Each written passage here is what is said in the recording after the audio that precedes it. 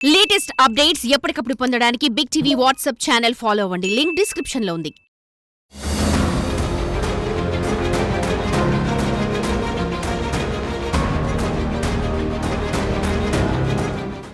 అల్లారు ముద్దుగా పెంచుకున్న కొడుకును సొంత తండ్రే చంపమన్నాడు.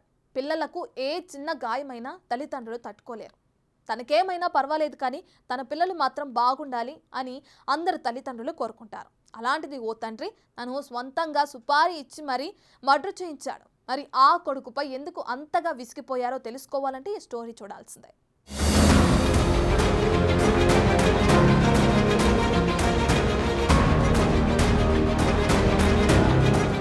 2 రోజుల క్రితం కామారెడ్డి మండలం ఉగ్రవాయి గ్రామ శివారులో కోదండం రాజు అనే వ్యక్తి హత్యకు గురయ్యాడు. కామారెడ్డి జిల్లా కేంద్రంలోని కోసంగి కాలనీలో కోదండం రాజు తండ్రి సాయిలు, తల్లి, 2 చెల్లెలతో నివాసం ఉంటున్నాడు.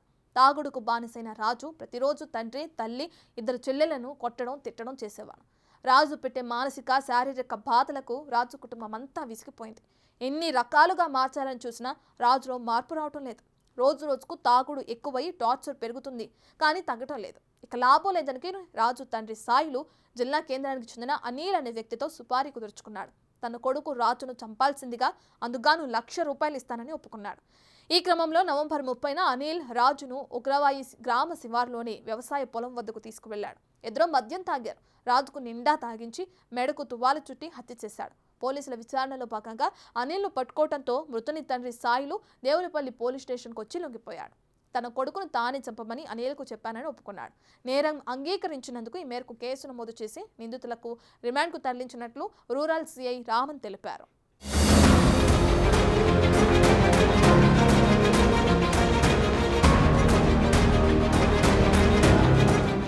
నిన్నటి రోజు మధ్యాహ్నం 12 గంటలకు ఒక మనిషి పేరు కోదండం సాయిలు దేవులపల్లి పోలీస్ స్టేషన్కి వచ్చి సరెండర్ అయ్యి అతను ఒక మనిషిని చంపినట్టుగా తెలిపిండు.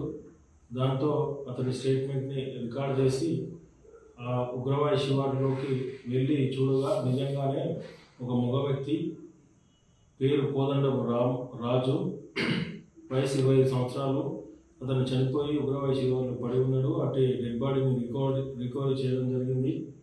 వివరాల్లోకి వెళ్తే ఈ మృతుడు కోదండం రాజు అతని తండ్రిని, తల్లిని మరియు 2 చెల్లెలని మానసికంగా, శారీరకంగా హింసించడం, కట్టెతో దేనితో దాంతో కొట్టడం వల్ల వాళ్ళు మానసికంగా వేధించబడి అతన్ని చంపడానికి నిర్ణయించుకున్నాడు.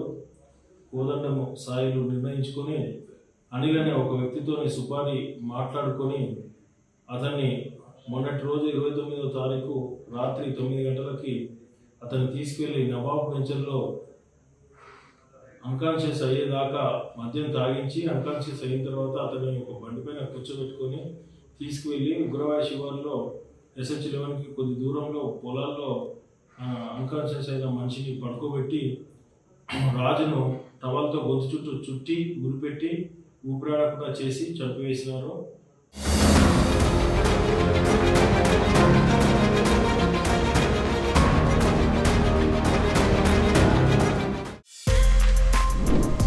For more videos like this, subscribe Big TV channel.